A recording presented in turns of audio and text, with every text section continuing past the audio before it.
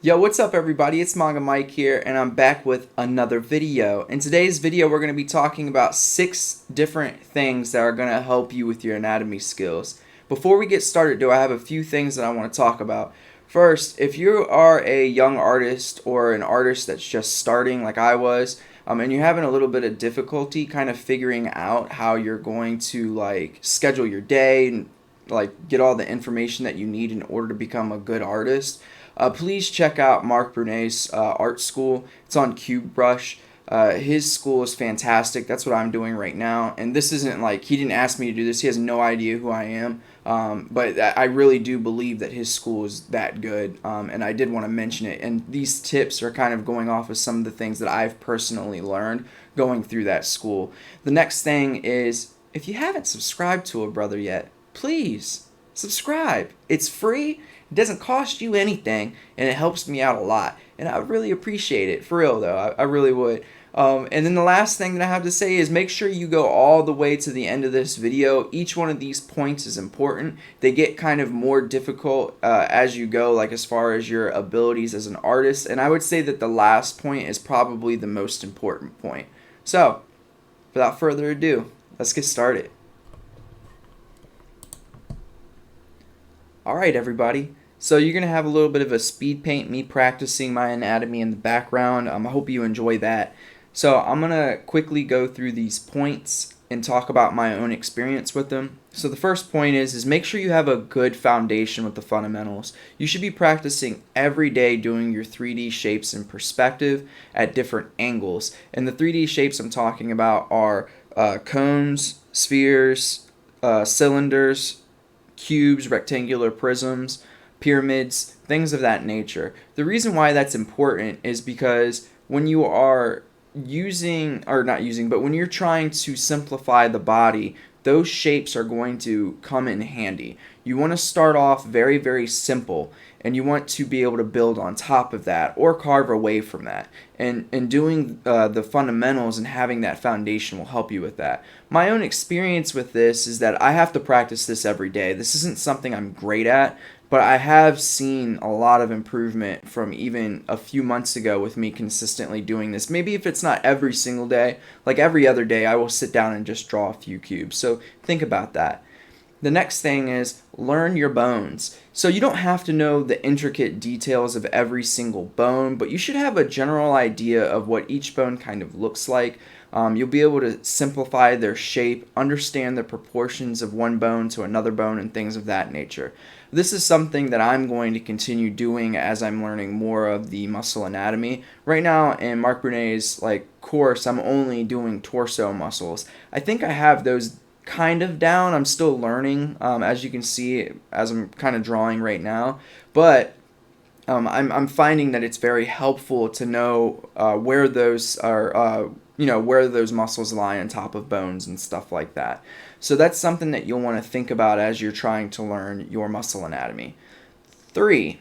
Learn the names of each muscle. I know that this sounds a little bit goofy, but learning the names of something actually it improves your ability to remember that thing, and it also improves your ability to visualize that thing in more ways than one.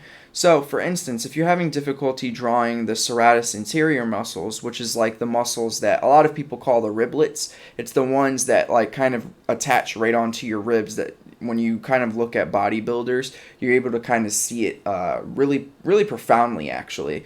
But if you're having trouble drawing those particular muscles, then learning the name of that muscle is going to help you understand it and remember it a little bit better when you go to draw it from memory. Number 4, understand your overlaps. So understanding which muscle is on top of another muscle is going to be really, really helpful, especially when you're doing foreshortening. So for instance, and this one's not really necessarily a good foreshortening example, but understanding that your abdominal muscles actually go a little bit underneath your pectoralis major muscles, which is the pecs, your breast muscles. Understanding that they go slightly underneath those will help you better understand how and why there's a small 2-pack of muscles right underneath those pecs, right? And when you have like a character, a male character that might have their shirt off, even a female character, or however that character may identify, when they have their shirt off and you can see the abdominal muscles, you'll be able to show they go slightly underneath the pectoral muscles, and that'll help you with more realistic looking drawings. And as I get closer to like arm anatomy, I'll talk about this more, because foreshortened arms are something that people draw pretty frequently in comics and stuff like that, and knowing which one of those muscles overlaps another is going to be extremely important as well. Number 5, understanding the connecting points. So this one is the second most important on this list for a multitude of reasons. The first of which being, if you have knowledge on which muscles attach to which bone and where they attach on that bone, you're going to be able to draw that muscle from memory, and it's going to look more realistic, right? So, for instance, understanding that the latissimus dorsi muscles, or your lats, attach near the top of your arm bone called the humerus and go along your spine down to your tailbone is going to help you form a better silhouette for your character, and it's going to help you more accurately portray that muscle as your arms and stuff are kind of rotating and going up and down and things of that nature. So understanding that is going to be helpful for basically doing these things from memory. But also, understanding where these muscles attach is going to also help you understand where that muscle mass is going to increase in size. When your muscles are coming from like your spine, for instance, those muscles aren't going to get really, really big right at where the spine is, because that's where they attach. There's not much actual muscle tissue there. It's more connective tissue. But in the middle, for instance, of the lats, that's where those muscles are really going to grow as your characters get stronger and things of that nature. So those are two really, really important points when you're thinking about drawing anatomy, and you need to have a good firm understanding of where your muscles originate, where they're going, things of that nature. Number 6, the most important point on this list is always use reference. If you are confused as to where a muscle is supposed to be, how it's supposed to look at a specific angle, don't be afraid to look up a reference of that muscle. If you're not using reference and you're just trying to say, well, if I should be able to just draw this from memory, then when you're going and drawing stuff from memory and you don't really know what you're doing, you're not learning anything, 1, and 2, you're forming a bad habit. If you want to learn how to draw things from memory, what you can do is you can practice just like I'm doing right here. All this is from memory, and then you can go ahead and check later and then still correct it, right? Even if you don't correct it right then and there, put it in your mind as a mental note. Think about it really hard the next time you're drawing it. Okay, like the deltoid muscle or the shoulder muscle, it attaches both on in 3 different spots. It attaches on your collarbone, it attaches to your humerus, and it also attaches to your shoulder blade. All of those things are super important. If you forget exactly where they attach, you should look that up.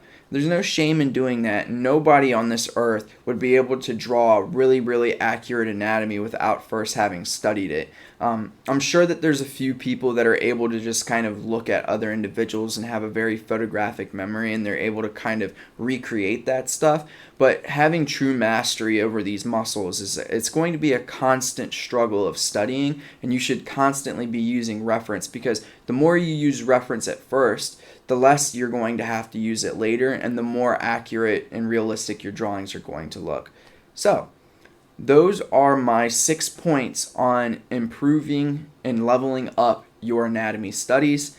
I really do hope that this was helpful. It's been helping me a lot. I couldn't have done anything even remotely close to what you're seeing on the screen, like even 2 months ago.